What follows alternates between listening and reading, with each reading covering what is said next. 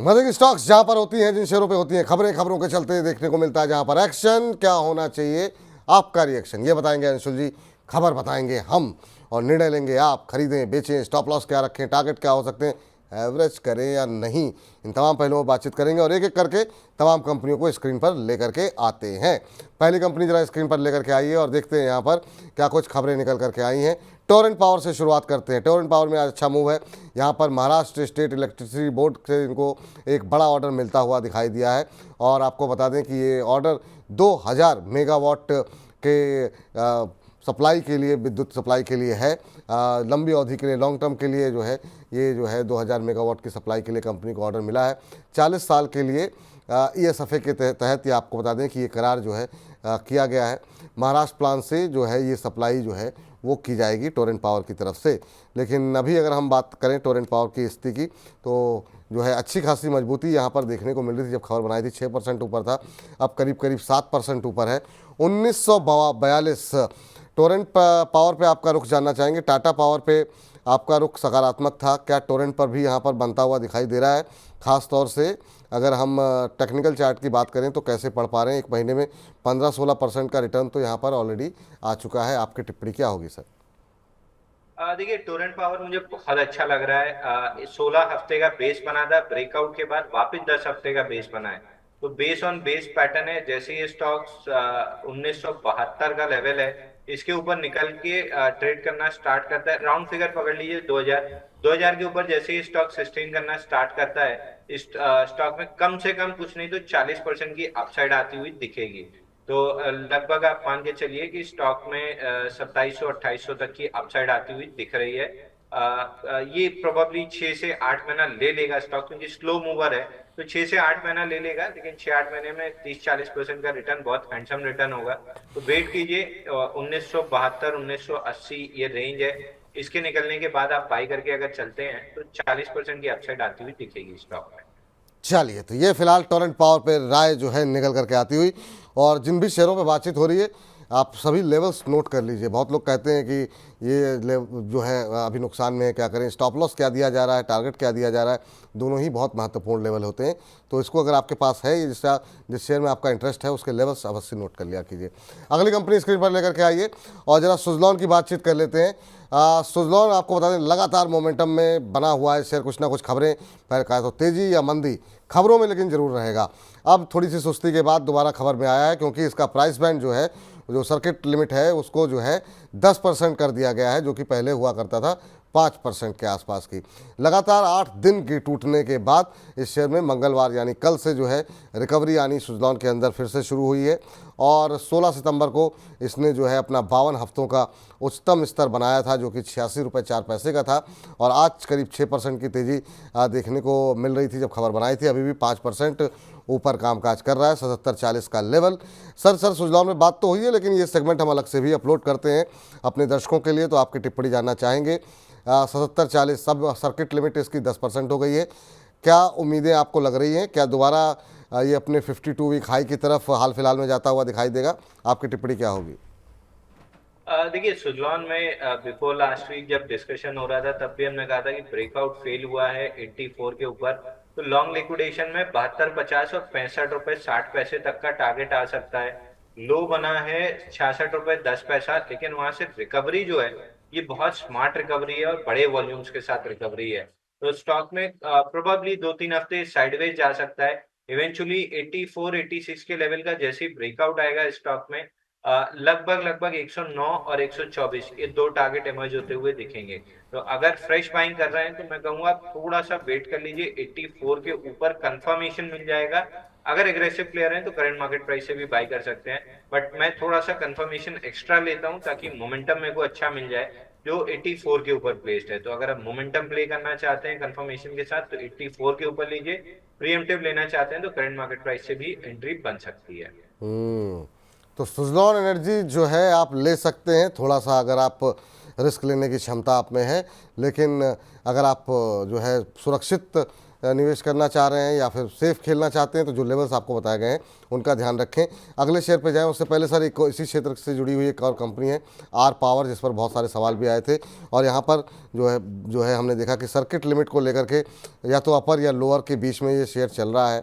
लेकिन बहुत लोगों के सवाल ये भी रहे, आपसे पहले भी चर्चा हुई थी कि क्या ये सुजलॉन बन सकता है, और यहाँ पर सुजलॉन में जैसी स्टोरी आई है वैसी स्टोरी यहाँ पर फंडामेंटली ऐसी कंफर्म तो नहीं हुई है, लेकिन क्या कुछ सलाह आपकी रहेगी? बहुत लोगों को अनिल अंबानी को लेकर के थोड़ा सा डाउट है, क्या करें? 48 के आसपास आ गया है, क्या 50, 60, 70, 80 ये लेवल यहाँ पर देखने को मिल सकते हैं क्या, या फिर अभी भी आपको इस क्षेत्र को लेकर इस कंपनी को लेकर के मन में आशंकाएं बनी हुई हैं?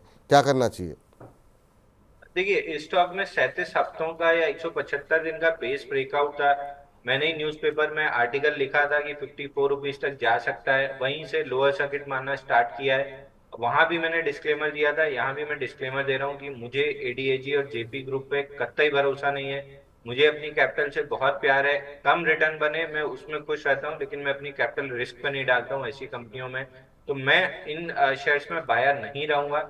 हालांकि जो चार्ट पैटर्न है ये सजेस्ट कर रहा है कि आज की जो रिकवरी है ये एक्सटेंड करते हुए स्टॉक को 64 रुपीज तक ले जा सकती है। तो अगर आप एग्रेसिव प्लेयर हैं, थोड़ा सा रिस्क ले सकते हैं, थोड़ा सा क्या थोड़ा ज्यादा ही रिस्क ले सकते हैं, तो ही आपको आर पावर में रुकना चाहिए। 64 तक आता हुआ दिख रहा है स्टॉक। 64 तक आता हुआ दिख रहा है, रिस्क ले सकते हैं तो ही एंट्री। अभी तो फिलहाल के लिए अपर सर्किट है तो आपके लिए एंट्री लेने की गुंजाइश है नहीं। चलिए, तो ये राय यहाँ पर निकल करके आ रही हुई है आर पावर के ऊपर। आगे बढ़ते हैं और अगली कंपनी का रुख करते हैं। जरा स्क्रीन पर लेकर के आ जाइए राइट्स, जिस पर कि अंशुल जी के लिए कहा गया था कि पत्थर की लकीर है इनकी जो टेक्निकल चार्ट्स को पढ़ने की विद्या है। तो यहाँ पर राइट्स ने जो है इत्तेहाद रेल के साथ कंपनी ने कर लिया है एमओयू, और ये एमओयू किस लिए किया गया है? यूएई के अंदर रेलवे नेटवर्क इंफ्रास्ट्रक्चर को डेवलप करने के लिए, विकसित करने के लिए कंपनी ने ये एमओयू साइन किया है। एमओयू से कंपनी को इंटरनेशनल बिजनेस में और ज़्यादा डेवलप करने में जो है हेल्प मिलेगी। और ये वो शेयर का खबर कल भी थी यहाँ पर एक, और ये चल देख रहे हैं कि हम यहाँ पर कल भी एक मोमेंटम राइट्स के अंदर देखने को मिला था, आज भी राइट्स के अंदर एक अच्छा मोमेंटम है। अब 9.9% ऊपर है, करीब 10% की तेज़ी थी जब हमने ये खबर लिखी थी, अभी जो है 9%, 9.25% की तेज़ी। 327, 328 ये लेवल देखने को मिल रहे हैं। और आज इस पर बहुत सारे सवाल भी थे, हमने अभी थोड़ी देर पहले के सेगमेंट में इसको हमने बातचीत भी की थी। सर, क्या कुछ सलाह रहेगी राइट्स को लेकर के आपकी, और रेलवे में सबसे अच्छा शेयर आपको कौन सा लग रहा है? हालांकि ये सवाल मैं आपसे पूछ चुका हूं, आपकी टिप्पणी भी जानता हूं, लेकिन फिर भी राइट्स से क्या कुछ उम्मीदें हैं, और आपके पसंदीदा 1-2 रेलवे शेयर कौन से होंगे अगर निवेश करना हो, पैसे लगाने हो तो छोटी अवधि के लिए ही सही? देखिए, राइट्स में हमारा टारगेट था, जब राइट्स कंटिन्यूअसली टॉपिंग आउट हुआ था तो हम 284 का टारगेट दे रहे थे। कल के सेशन में 292 का लो बना के रिवर्स कर रहा है स्टॉक ऊपर में। ये करंट पुल बैक 348 तक एक्सटेंड कर सकती है, बट वहां से वापस 284 तक डाउनसाइड आती हुई दिखेगी। फ्रेश बाइंग की सलाह तो नहीं है, लेकिन रैलीज पे अगर 345 348 की जोन मिलती है तो एग्जिट कर लीजिए। नेक्स्ट लेग में 284 आता हुआ दिख रहा है। तो सर, रेलवे स्टॉक्स में मुझे किसी भी स्टॉक में बाउंस बैक के अलावा कोई बाइंग नहीं दिख रही है। तो जनरली वैसे ही मार्केट हल्का सा कमजोर हो रहा है, इसमें बाउंस बैक की जगह ब्रेकआउट बाई करना ज्यादा फायदेमंद रहेगा। तो रेलवे, डिफेंस और ये जो आपके शिप बिल्डिंग काउंटर्स हैं, यहाँ पे मैं बाउंस बैक पे एग्जिट की सलाह दे रहा हूँ। बाइंग मुझे कहीं भी आती हुई नहीं दिख रही है। बाइंग कहीं भी देखने को दिखाई नहीं मिल रही है, जो कि अलग अलग तरीक़ों से हमने जो है अंशुल जी से पूछने की कोशिश कर ली, जो दर्शकों की टिप्पणियाँ आती हैं। अभी भाई साहब पीएसयू से रहिए दूर, लब्बो लुआब मोटा मोटी बात यहाँ पर निकल करके यही आ रही है। चलिए, अगली कंपनी जो है वो लेकर के आते हैं स्क्रीन पर, और उस पर देखते हैं क्या कुछ खबरें हैं, वहाँ पर कोई मौका बन रहा है कि नहीं बन रहा है। और वो है आईआरबी इंफ्रा। ये भी बहुत परेशान किया, शेयर एक दायरे में फंसा हुआ है, लेकिन खबर यहाँ पर अच्छी आई है कि सितंबर में कंपनी का जो टोल रेवेन्यू है उसके जो कलेक्शन है उसमें हमने देख लिया कि बढ़ोतरी हुई है करीब 19% के आसपास की, और ये बढ़ करके हो गया है 502 करोड़ रुपए के आसपास। इसके अलावा आईआरबी इंफ्रा पर आपको बता दें कि खबर ये भी है कि पिछले साल, हालांकि माफ़ कीजिएगा, पिछले साल ये टोल रेवेन्यू कलेक्शन था 421 करोड़ रुपए, वहाँ से जो है ये 19% बढ़ा है। आईआरबी एमपी एक्सप्रेस वे ने 136 करोड़ रुपए का इसमें योगदान दिया है, जो कुल रेवेन्यू है उसमें मध्य प्रदेश एक्सप्रेस वे का काफ़ी अच्छा खासा योगदान है। जब खबर बनाई थी 2% ऊपर, अभी भी 2% ऊपर है, 1.25-2 के बीच में 60 रुपए के आसपास चल रहा है। बदलते मौसम का असर गले और पर भी देखने को मिल रहा है। हालांकि बाजार की दिशा ही बहुत अच्छी है नहीं, वैसी जो है स्वास्थ्य की भी दिशा होती जा रही है। 60 रुपये का भाव सर, क्या सलाह रहेगी आईआरबी इंफ्रा को लेकर के, क्या करना चाहिए यहाँ पर? देखिए आईआरबी में एक पुल बैक ड्यू था जो कल के सेशन में चालू हुआ है और आज के सेशन में ऐसा लग रहा है कि ऑलमोस्ट खत्म होने की कगार पे है। 61 से 62 इसका पुल बैक का लेवल था, 60.89 का हाई बना है। बहुत कम चांसेस है लेस देन 25 की ये 62 को पार करेगा। करता है तो 65 तक पुल बैक एक्सटेंड करेगा, जिसकी उम्मीद मुझे लेस देन 25% है। यहाँ से वापस से जब डाउन मूव स्टार्ट होगी तो ये काउंटर 50 रुपए 74 पैसे तक आ सकता है। तो आई वुड सजेस्ट कि आप एग्जिट कर लीजिए, बेटर है। नीचे में 50 रुपए 74 पैसे आता हुआ दिख रहा है। चलिए आगे बढ़ते हैं। मयंक गहलोत जी की एक और टिप्पणी आई है, कह रहे हैं धन्यवाद है जवाब देने के लिए, और कह रहे हैं अंशुल जी की बात को मैं रोज़ाना नोट करके दीवार पर चिपका देता हूँ। मतलब अद्भुत है सर अंशुल जी, मतलब कैसे कर लेते हैं आप, मतलब गजब है, इनसे बहुत ज़्यादा सटीक ज्ञान मिलता है, इनको रोज़ बुलाया कीजिए कृपया। चलिए मयंक जी, अब निवेदन ही कर सकते हैं अंशुल जी से। अंशुल जी आते हैं नहीं आते वो उनके ऊपर छोड़ देते हैं, हमारा काम है निवेदन करना, वो हम कर लेंगे अंशुल जी से आपके बिहाफ पे। अगली कंपनी लेकर के आते हैं उसको भी चर्चा में ले आते हैं, तो अगली कंपनी में बातचीत करते हैं। और ये यहाँ पर देखते हैं क्या कुछ खबर है। ओएमसीज़ पे सर ज़रा बातचीत कर लेते हैं। ओएमसीज़ पे कच्चे तेल में लगातार तेज़ी के बाद अब गिरावट देखने को मिली है और ऑयल मार्केटिंग कंपनीज़ को इसका फ़ायदा होता हुआ दिखाई दे रहा है। क्रूड का भाव घटने से बुधवार को शुरुआती कारोबारी क्षेत्र में हमने देखा कि एचपीसीएल, बीपीसीएल, आईओसी इनमें एक अच्छी मजबूती देखने को मिल रही थी। हालांकि अब बाज़ार हल्का हो रहा है तो यहाँ पर भी जो बढ़त थी वो घटती हुई दिखाई दे रही है। ओएम कच्चे तेल में जो है करीब 4.5% के आसपास की गिरावट ब्रेंट की क्रूड की कीमतों में देखने को मिली है, उसका फ़ायदा यहाँ पर मिलता हुआ दिखाई दे रहा है। आईओसी 1% ऊपर है। बीपीसीएल की बात करें तो इसमें जो है करीब अब 0.25% के आसपास की तेज़ी देखने को मिल रही है। एचपीसीएल में हालांकि तेज़ी ज़्यादा है, उसमें करीब 2.5% के आसपास की बढ़त देखने को मिल रही है। आईओसी, बीपीसीएल, एचपीसीएल ये तीन तो एमसीज हो गई सर। इसके अलावा हम देख रहे हैं कि इसका फ़ायदा कच्चे घटते तेल की कीमतों का पेंट्स कंपनियों को भी मिलता है, तो वहाँ पर भी आज हम देख रहे थे कि एक अच्छा मोमेंटम बनता हुआ दिखाई दे रहा था। शुरुआती सत्र में हालांकि ज़्यादा तेज़ी देखने को मिल रही थी, अब ठंडे पड़ते हुए शेयर दिखाई दे रहे हैं। एशियन पेंट्स आधे % ऊपर, बर्जर पेंट्स में हम देख रहे हैं कि अब 1% की तेज़ी है। लेकिन पहले ओएमसीज पे बात कर लेते हैं जी। देखिए ओएमसी में हमारा व्यू बहुत पॉजिटिव है। क्रूड में पुल बैक ऐसा लग रहा है कि परसों के सेशन में कंप्लीट हुई है। कल के सेशन में हमारी टीम ने 6340 पे क्रूड का सेल दिया था कॉल, जहां से 200 सवा 200 रुपए नीचे आया है और डाउनसाइड हमको दिख रही है क्रूड में वापस से कम 600 रुपए की, यानी 5600 का जो स्विंग लो बना था डेली चार्ट पे, ये लेवल टेस्ट होते हुए दिख रहा है। तो क्रूड पे हम यहाँ बेरिश हैं। अगर आप यूएस ऑयल की बात करें तो वहां पे भी हमको अभी 20-22 डॉलर की डाउनसाइड दिख रही है। तो मार्केट की गिरावट हो या क्रूड की ये रैली जो वॉर की वजह से आई है, ये दोनों एक ही साथ हो गए हैं, जिसकी वजह से ओएमसी की थोड़ी सी पिटाई ज्यादा हुई है। लेकिन अपने मेजर सपोर्ट्स आईओसी होल्ड किया है 160 162 का। तो हमको आईओसी में यहाँ से 220 240 तक की अपसाइड दिख रही है। आप आईओसी को एक्यूमुलेट करके चलिए। बाजार में जैसे ही थोड़ी सी तेजी आएगी और क्रूड में नरमी आएगी, ये स्टॉक में दुगनी तेजी बनेगी, क्योंकि मार्केट की भी तेजी मिलेगी और क्रूड की नरमी मिलेगी। बहुत तेजी से 220 240 के लेवल ये स्टॉक टेस्ट करते हुए दिखेगा। एक्यूमुलेट करके चलिए, तीनों अच्छे लग रहे हैं। तीनों में टॉप पिक हमारी आईओसी है। टॉप पिक आईओसी है। पेंट पे कोई व्यू बनाया है क्या सर आपने, मतलब क्या कच्चा तेल अगर गिरेगा तो इंडिया पे एशियन पेंट हो, बर्जर पेंट हो, इन सब में कोई ऐसे शेयर लग रहे हैं क्या जहाँ पे कि कच्चे तेल की गिरती कीमतों का फ़ायदा मिल सकता हो, अगर आप ट्रैक करते हो तो? देखिए पिछली साल नवंबर से क्रूड गिरना स्टार्ट हुआ था और इन स्टॉक्स में मोमेंटम बनना स्टार्ट हुआ था 4-5 महीने यानी 2 क्वार्टर के बाद। तो वापस से क्रूड में जब गिरावट आना स्टार्ट होगी तो एक आध क्वार्टर लग सकता है प्राइजेस में रिफ्लेक्ट होने में, इनके बैलेंस शीट में रिफ्लेक्ट होने में। बट इवेंचुअली हमको लग रहा है कि एशियन पेंट्स अपना करेक्शन कंप्लीट कर चुका है। 100 सवा 100 रुपए और यहाँ से नीचे आ सकता है। But next leg of up move में ना सिर्फ ये अपना 3400 रुपए का बेस ब्रेकआउट देगा, स्टॉक 4000 रुपए तक जाता हुआ दिख रहा है। तो हम लॉन्ग टर्म इन्वेस्टर्स को एशियन पेंट्स रिकमेंड कर रहे हैं। 12 से 18 महीने के प्रोस्पेक्टिव से 4000 रुपए में टारगेट आता हुआ दिख रहा है। साल डेढ़ साल के नज़रिए के लिहाज से अगर आप लंबी अवधि के निवेशक हैं तो साल डेढ़ साल के लिहाज से एशियन पेंट्स में खरीदारी की सलाह दी जा रही है। बहुत लोग ये शिकायत करते हैं कि आप लोग सिर्फ शॉर्ट टर्म बात क्यों करते हो। तो लीजिए सर, आपके लिए जो लोग डेढ़ साल के लिए निवेश करना चाह रहे हैं उनके लिए भी लक्ष्य जो है निर्धारित हो गए हैं अंशुल जी की तरफ से। अगली कंपनी जरा स्क्रीन पर लेकर के आते हैं और ये एनडीआर ऑटो नाम है सर कंपनी का। और एनडीआर ऑटो की तरफ से जो है बोनस की घोषणा जब से कंपनी ने की है उसमें एक दिन गिरावट रही और उसके बाद से हम देख रहे हैं एनडीआर ऑटो के अंदर लगातार मजबूती देखने को मिल रही है। पिछले खास तौर से 2 कारोबारी सत्र के अंदर काफ़ी अच्छा जो है रुझान यहाँ पर देखने को मिला है। सर, क्या सलाह रहेगी एनडीआर ऑटो के अंदर? अभी पिछले एक हफ्ते में शेयर 10%, 6 महीने में काफ़ी शानदार मूव देखने को मिला है। आज की अगर बात करें तो आज भी काफ़ी अच्छा शेयर चलता हुआ दिखाई दे रहा है। करीब 6-7% के आसपास की तेज़ी जो है यहाँ पर देखने को मिल रही है। 6 महीने में डबल हो गया है शेयर सर ये, और पिछले एक साल में 180-182% का रिटर्न। क्या हो रहा है सर यहाँ पर? चार्ट्स क्या कुछ कह रहे हैं आपके?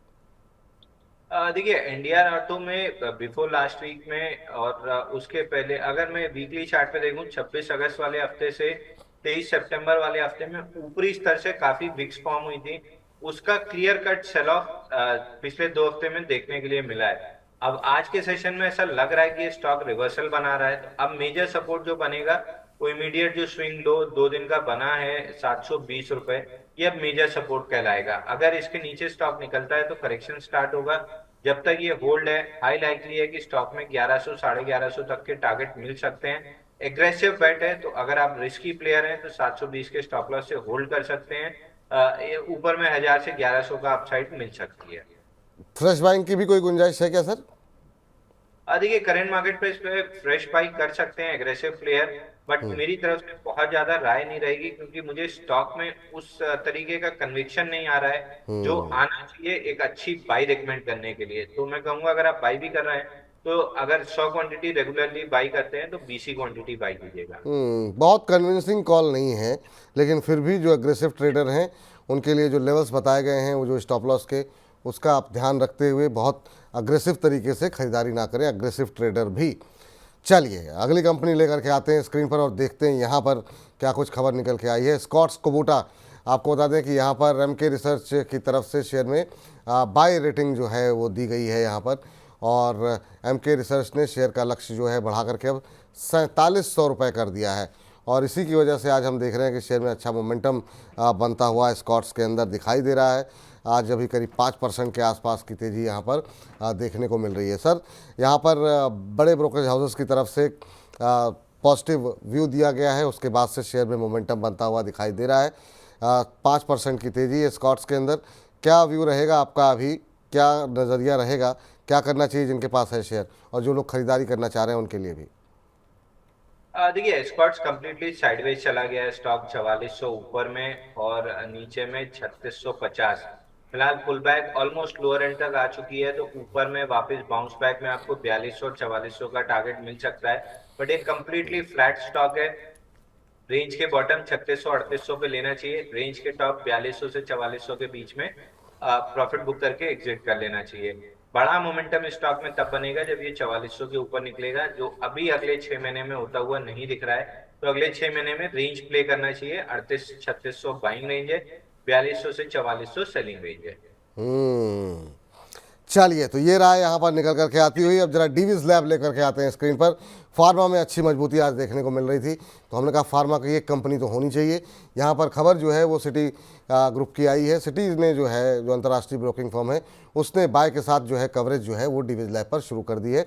सिटी ने पोटेंशियल टारगेट जो है 6400 रुपये का दिया है डीवीज लैब को लेकर के। और शेयर पर सिटी की रिपोर्ट के बाद यहाँ पर हम देख रहे थे कि अच्छी खासी बढ़त जो है वो देखने को मिल रही है। अभी करीब 7% के आसपास की मजबूती थी जब हमने ये खबर लिखी थी, लेकिन अब 8.25% ऊपर और 6000 से ऊपर ट्रेड करता हुआ डीवीज लैब का शेयर इंट्राडे हाई पर ट्रेड करता हुआ 6011 जो कि आज इसका इंट्राडे हाई है और यही इसका 52 वीक हाई भी है। सर, 52 हफ्तों के उच्चतम स्तर पर शेयर ट्रेड करता हुआ, क्या यहाँ पर कोई ब्रेकआउट जैसी स्थिति दिखाई दे रही है? फार्मा की रैली का क्या फ़ायदा डीवीज को मिलता हुआ दिखाई देगा? अभी क्या फ्रेश एंट्री कर सकते हैं? देखिए डिवी स्लैब में आज एक ब्रेकआउट आया है, 4 हफ्ते के टाइट क्लोजिंग से आज गैप के साथ ब्रेकआउट आया है। इस ब्रेकआउट का जो टारगेट बनता है, और मंथली पे भी स्विंग स्ट्रक्चर का ब्रेकआउट आज ही आया है, तो इस ब्रेकआउट का टारगेट बनता है 6450 पहला, और ओवरऑल इस ब्रेकआउट का टारगेट बनता है 7000 रुपए। तो 6450 के आसपास दोबारा सवाल पूछेगा, रेजिस्टेंस ले रहा होगा तो प्रॉफिट बुकिंग की सलाह है। अगर उसको स्लाइस थ्रू कर देता है, जैसे आज बड़ी कैंडल के साथ रेजिस्टेंस को स्लाइस थ्रू किया है, अगर ऐसी स्लाइस थ्रू करता है तो फिर 7000 तक के लिए कैरी करना चाहिए, वरना 6450 पे थोड़ी सेलिंग आती हुई दिख रही है, वहां पे प्रॉफिट बुक करना चाहिए। आउटराइट यहाँ पे भी बाई कर सकते हैं, बहुत ज्यादा रनअप नहीं है, लेकिन फ्रेश बाई अगर करते हैं तो स्टॉप लॉस 5800 रुपए का क्लोजिंग बेसिस पे बनेगा। तो ये राय निकल करके आती हुई इस बीच सर मयंक राव जी ने हमें 100 रुपये भेजे हैं, सुजलॉन के बारे में जान रहे हैं। सर सुजलॉन को हम 2 बार डिस्कस कर चुके हैं, अगर आप ये प्रोग्राम बजिंग भी देखेंगे तो उस बजिंग में भी हमने इसको शेयर को लिया हुआ है, आपको उत्तर मिल जाएगा सर। हालांकि ये कह रहे हैं कि 3 साल के लिए ये होल्ड करना चाह रहे हैं। सर अगर एक लाइन की टिप्पणी हो जाए, 100 रुपये इन्होंने महीना को भेजे हैं, 3 साल के लिए होल्ड करना चाह रहे हैं, क्या होल्ड करने लायक है सुजलॉन 3 साल के लिए?